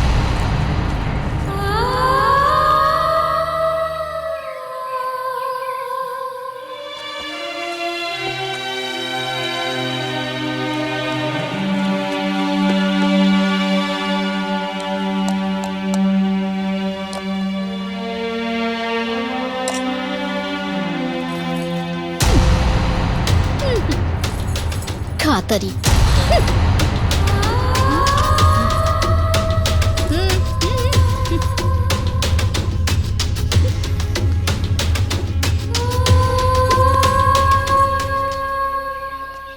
भैया हम सोचता नहीं ना कि ये बेरी हम और व्यापार बढ़ाई। ठीक बा ओमकार, तो के जैसे समझ में आवे कल ही हो। पूंजी और लगावे के पड़ी। ठीक कहता रहा ओमकार। तो ठीक है भैया, हम देखता नहीं। और मदद के जरूरत पड़ी तो रउआ के बताइब हम। भैया ओ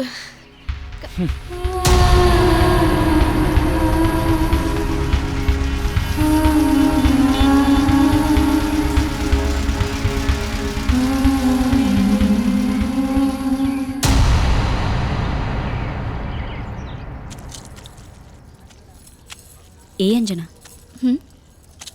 अब कौनो भी महीना में कुलछनी के बच्चा हो सकेला। हाँ। अगर बच्चा भइल तो हमनी के जायदाद के वारिस खड़ा हो जाइएगो। 8 बीघा जमीन बा, 4 बीघा के अकेले मालिक खड़ा हो जाई। मतलब कि हमनी के लड़का के बस 2-2 बीघा जमीन हमनी के कुछ करे के पड़ी। काहे ना हिस्सेदार के धरती पर अहला से पहले पेटी में साफ कर दिल जाओ। वो कैसे? देख, डेली जूठा खाना खैला के बाद उ छतवा पर टहले जाले। मौका देख के हमनी दोनों जना जाके ओकरा के छत पर से धक्का दे दिल जाओ। केहू के शक भी ना हुई, सबके हाथ सा लगी। माई बच्चा दोनों साफ। हाँ सही।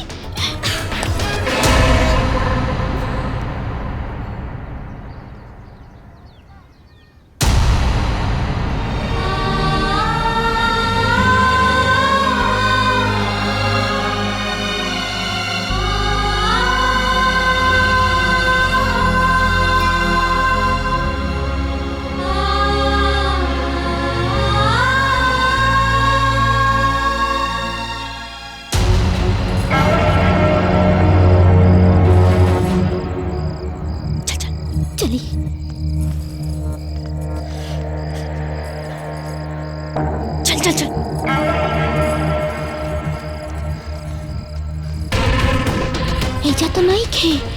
चलो जा देखिए। हाँ चल चल। चलो नहीं देखिए।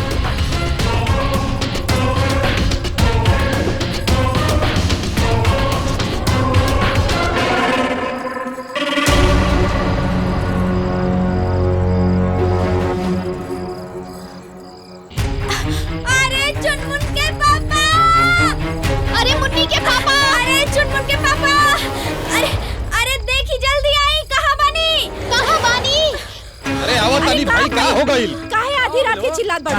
अरे अम्मा जी, राउत लाडली बिटिया घर में दिखाई नहीं के देत। लागता घर छोड़ के भाग गई।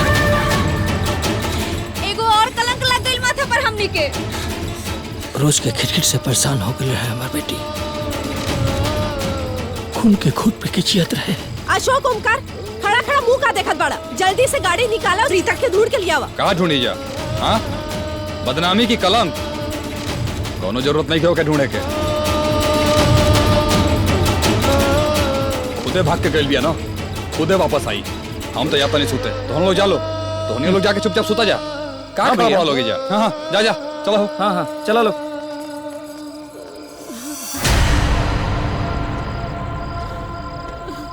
पता ना कहाँ और कौन हाल में होके हमार बिटिया। हे भगवान, जहाँ भी हमार बेटी होके ओकर रक्षा करिया। ए जी, चली ना अपन बिटिया के ढूंढ के लिए आवल जाए। चली ना। चुप हो जा।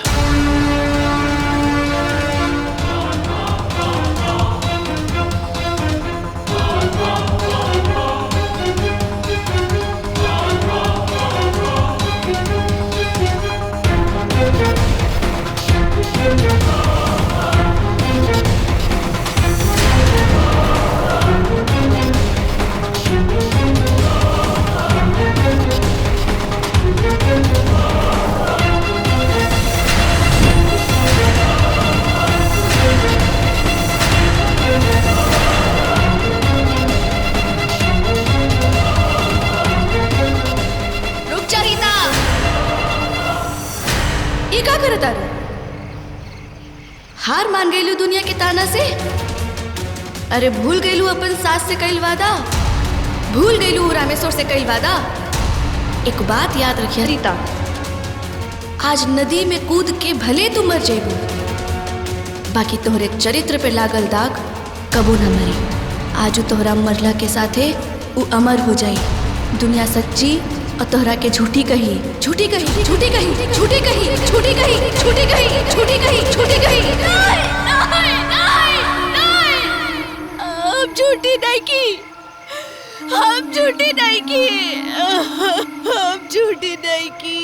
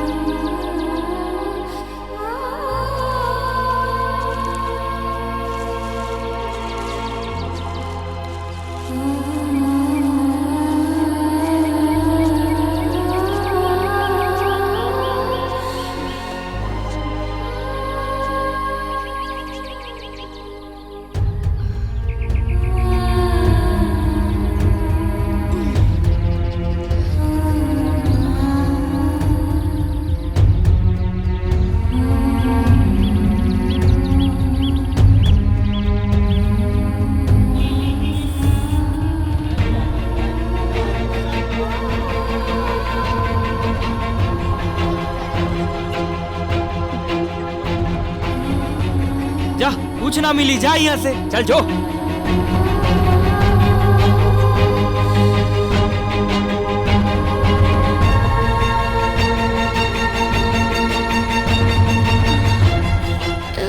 भूख लग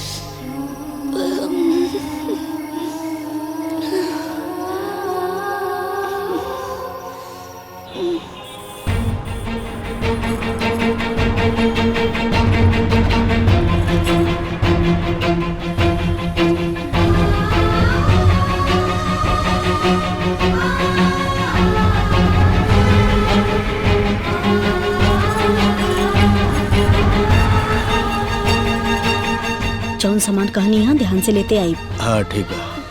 हाँ चाची का चाची कुछ खाना भाई कुल लेका खाइबे न कैले, हम तो के खाए के दी, फिर काबू की पहने के दा हम कहाँ से दे। जा यहाँ से जा।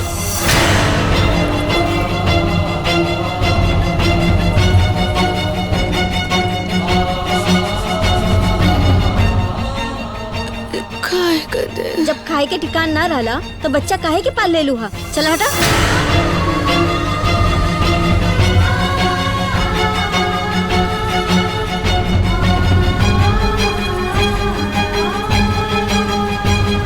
खाना तो हम तोके दे दे, बाकी एकरे बदले तोके काम करे के पड़ी। हाँ कर देम।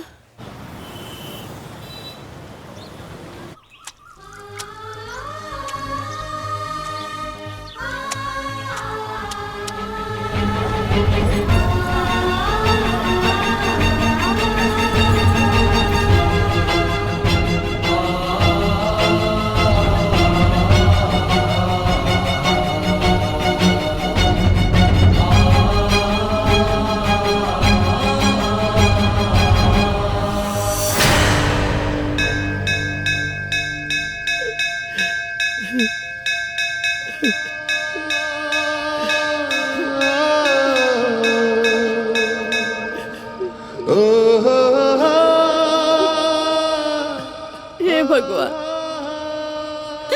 तू तो त्रिकालदर्शी बाड़ा, त्रिनेत्रधारी बाड़ा। तोरा के तो सब पता बा कि हमार बिटिया कहाँ और कौने हाल में बा।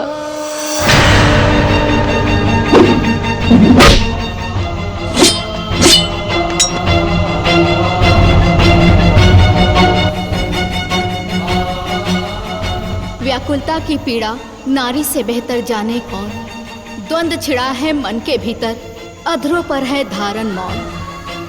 कब तक जगत में होगा तुलसी नारी का उपहास, कब तक अग्नि परीक्षा होगी, कब तक होगा नारी का वनवास।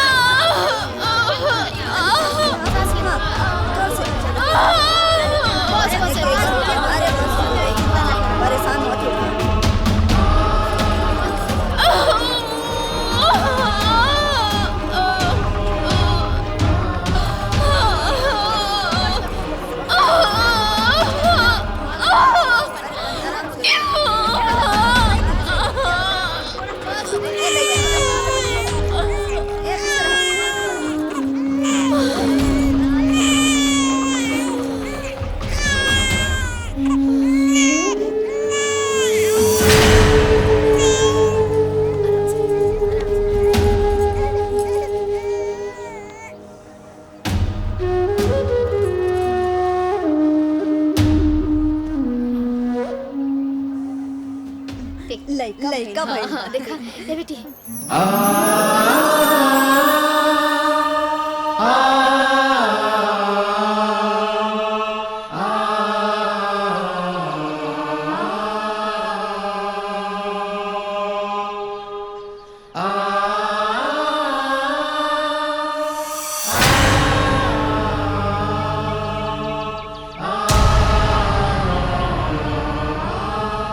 रीता बिटिया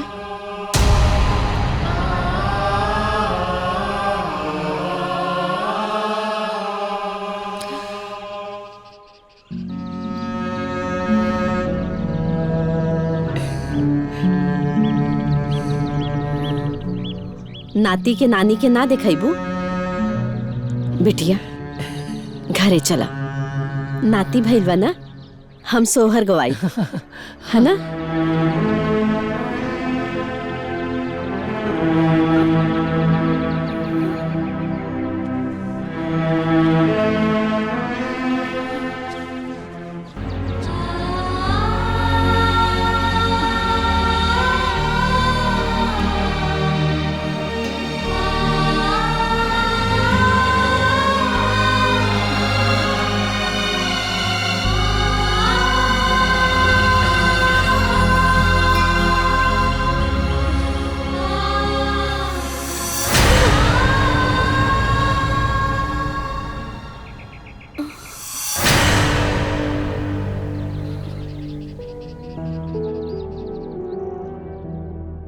जुग जुग जिया सो ललनवा हवनवा के भाग जागल हो ललना लाल होई है कोलवा के दीपक मनवा में आस लागल हो ललना लाल होई है कुलवा के दीपक मनवा में आस लागल हो नकिया तो हवे जैसे बाबूजी के अखिया हमाई के हो ललना मुहावा हो चनवा सुरुजवा तो सागरो जोर भइले हो ललना मुहावा हो चनवा सुरुजवा तो सागरो जोर भइले हो।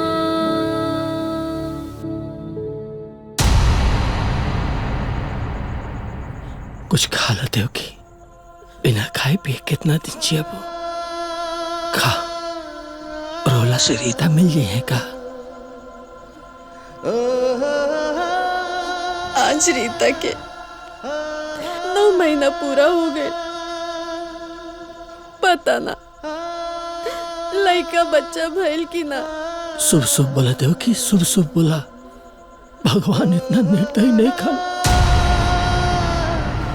जहां भी होगी हमारी बेटी ठीक होगी। पहला बच्चा रहला घरे होत ना तो हम सोहर गवाई थी अपने हाथे से ठौरा बना के ओकरा के खियाई थी अजवाइन पियाई थी। अरे अब ही ओकर उम्र ही का रहला वो तो खुद ही एक बच्ची बिया। पता ना अपने लड़का के तेल उपटन करत होई कि ना।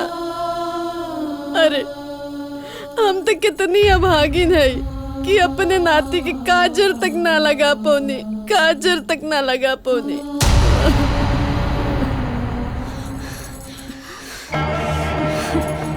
काजर लगावे खातिर रोत है अब मुंह पर जौन करिखा पोताइल है ओकर कोनो लाजे नहीं खे मरियो नहीं खे जाती बुढ़िया।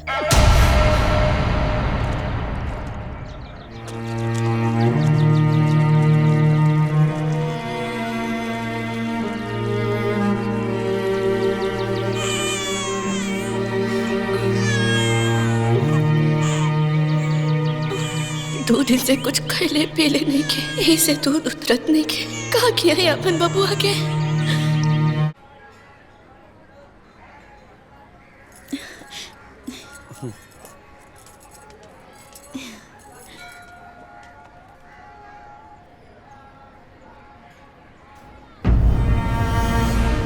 खीरदा हाँ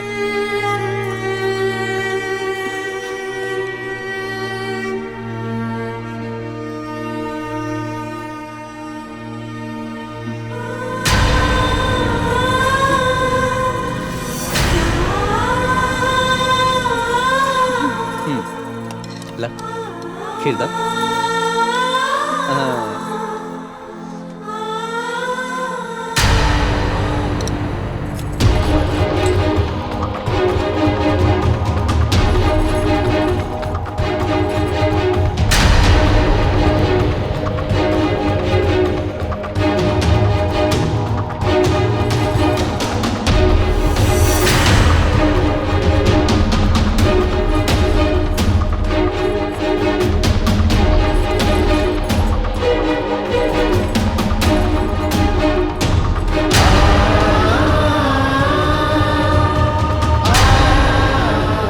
रीता तू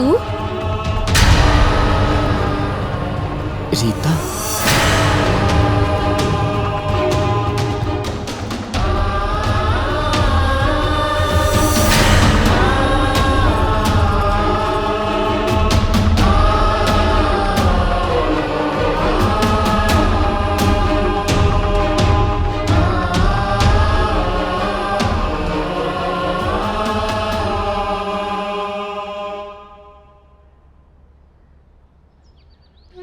इतना कुछ हो गइल तू हमरा के एक फोन करके ना बतैलू। अब तू कहीं ना जइबू आ इहे रहबू हमरा साथे और अपना बच्चा के परवरिश करबू। आज से ई घर हमार ही ना बल्कि तुहार भी बा। तू हमार सहेली हो, हम तो के अपन बहन से भी ज्यादा माने ली। बाकी हम रउआ लोगन पे बोझ बन के नहीं रह सकत। हमार बदकिस्मती से आपन किस्मत मत छोड़ा। एमे बोझ की कौन बात बा? तू पढ़ल लिखल बाड़ू, हम अपना ऑफिस में तार नौकरी लगवा दे। अपना दम पे कमाई है, अपना दम पे खाई। हाँ रीता, ई कोनो उपकार ना, आपन दोस्ती के फर्ज निभावता नहीं। सच कह रहलो, खून के रिश्ता से ज्यादा दोस्ती के रिश्ता हो खेला। दोस्ती के रिश्ता हो खेला। रीता, ये दुनिया में सबसे बड़ा योद्धा होली एगो माँ। अपन आंसू गिरा के अपना हौसला के कमजोर मत करो। अपना बच्चा के अच्छा भविष्य, अच्छा परवरिश के बारे में सोचा।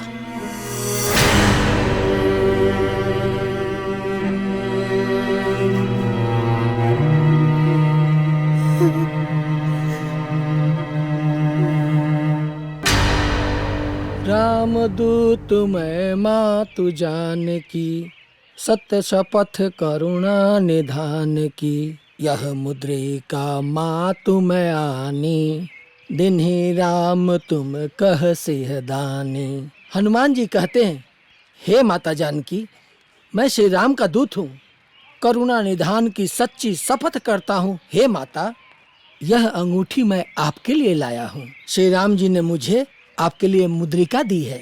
ये मैं राम की शपथ लेके कहता हूँ माता। बोलो सियापते रामचंद्र की जय। सीता के पता लगाए वाला था हनुमान जी रहलन हा, बाकी आपन रीता का पता लगाए वाला ई दुनिया में कौनो हनुमान जी नहीं खा। ए जी 20 साल हो गए, हमारे बिटिया के कौनो खोज खबर नहीं खे, कौनो खोज खबर नहीं खे। दशरथ जी के राम के वियोग में प्राण निकल गए रहे। पता ना हम कौन अमृत के घर पी के आयल बानी की हमार मौत तो लेके आवत।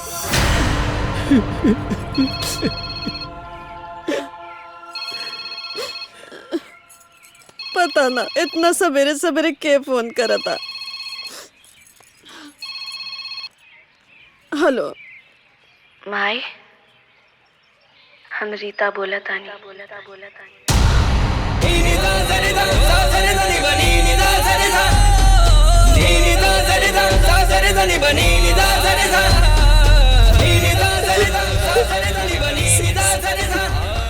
रीता बिटिया, रीता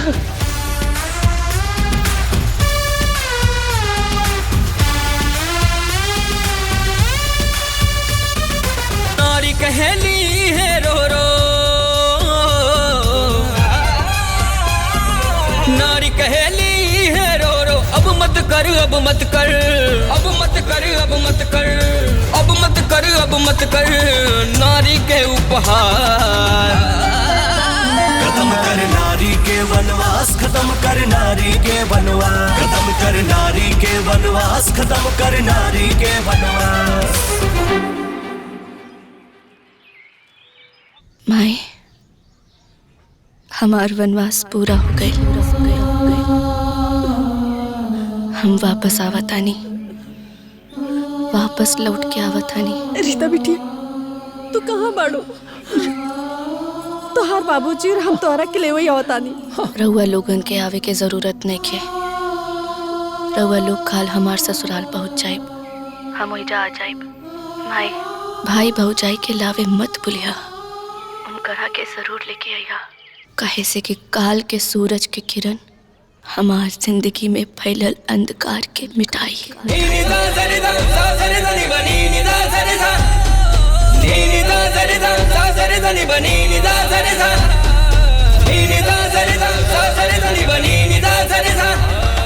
नी नी दा सरे दा सा सरे दा नी बनी नी दा सरे दा।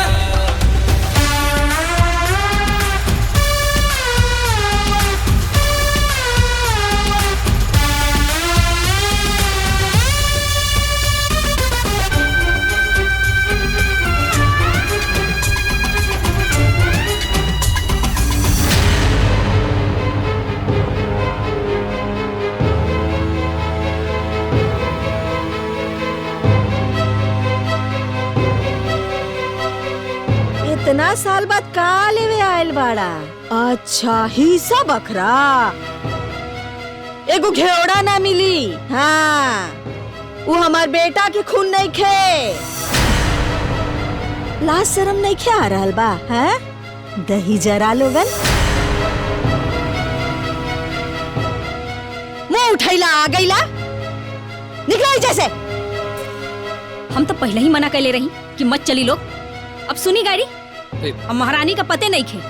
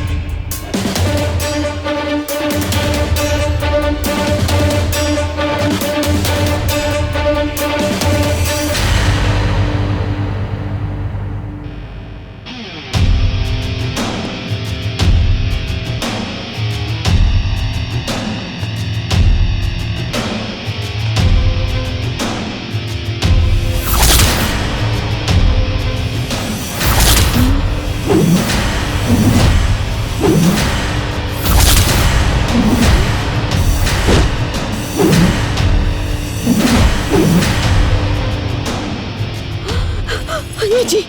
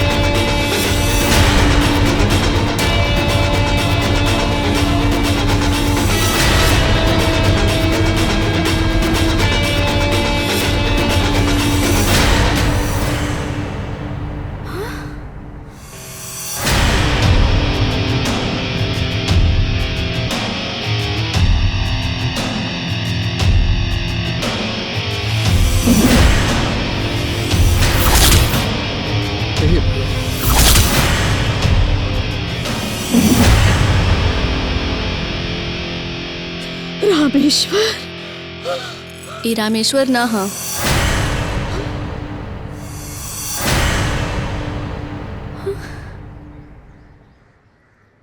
रामेश्वर के बेटा हा।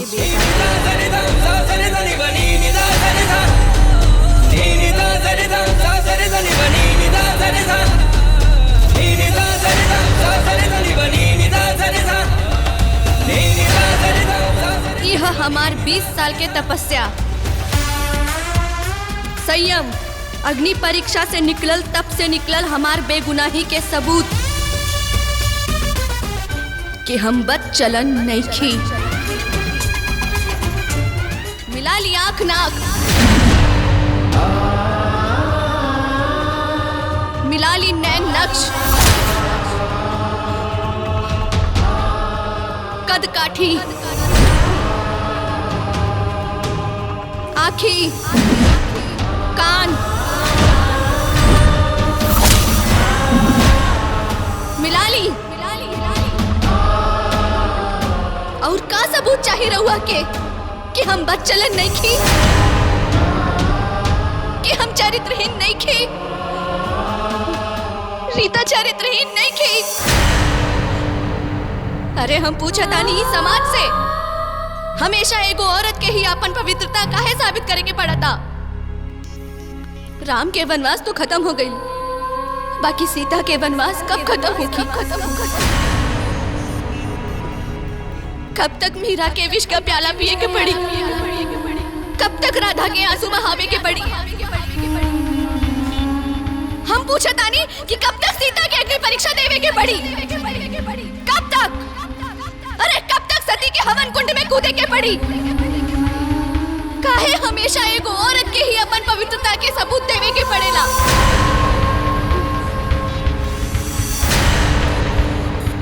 अरे हम समाज के इतना ताना बाना सह चुकल बानी ना, एक बार तो मन करल कि हम अपन आत्महत्या कर ली,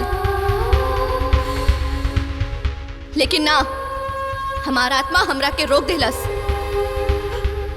और कुदरत के करिश्मा देखी, कुदरत हमरा के ऐसन लइका देलस जेके शक्ल हूबहू अपन बाप जैसन मिला था।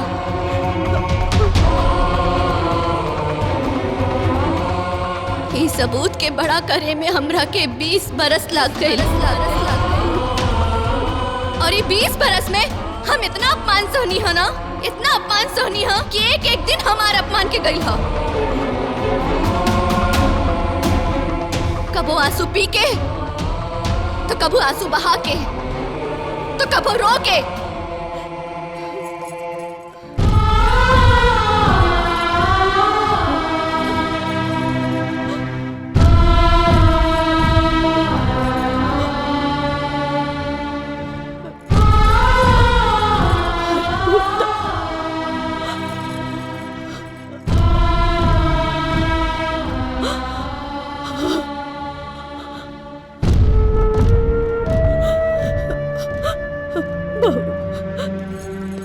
हमरा के माफ कर दा बहू, हमरा के माफ कर दा। हम अपन सीता जैसन बहू पर लांछन लगौनी, माफ कर दा बहू, माफ कर दा। ए बहू, अब तोरा के सफाई देवे की कोनो जरूरत नहीं है, कोनो जरूरत नहीं है। अब भीतर लेके चला, हमार पोता के, हमारे घर के चिराग के भीतर लेके चला। ना अम्मा जी, हमेजा रहे खातिर थोड़ो आइल बानी। रउआ के आपन बहू के जौन चौखट से रउआ हमरा के धक्का मार के बाहर फेंक देले रहनी, वो चौखट में हम दोबारा तो ना आइब। 20 बरस हो गई हमरा के अकेले रहत, हमरा के आदत हो गई बा। हाँ,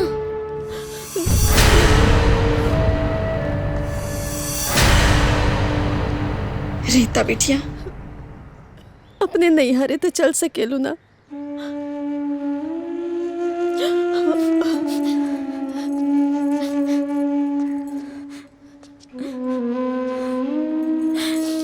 जी, हमनी के माफ कर दी, हमनी से बहुत बड़का पाप हो गई। राहुल के लेके घरे चली। ए रीता, ए बहनी हमनी के माफ कर दे, माफ कर देना हमनी के। चल अपना घरे चल। हमनी से रिश्ता मत तोड़। रीता, घर चला, हमनी के माफ कर दा। हम रिश्ता कहाँ तोड़ा तानी भैया, माई बाबूजी हमार ब्याह तय करके अपन फर्ज अदा कर देले बानी। सब कुछ छूट जाला, बाकी नैहर ना छूटेला। हम तीज त्योहार पे आए, राखी पर भी आए, राहुल अपन छुट्टी में ननियाउरे भी गई है, बाकी कबू हिस्सा मांगे ना आई, कबू ना आई।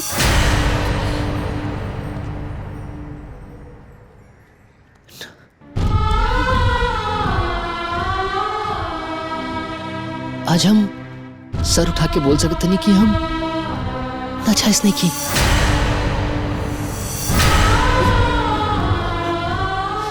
पता ना कितना जन्म के बाद, कितना तपस्या के बाद हमरा के तारा जैसन माई, देवी जैसन माई मिलल।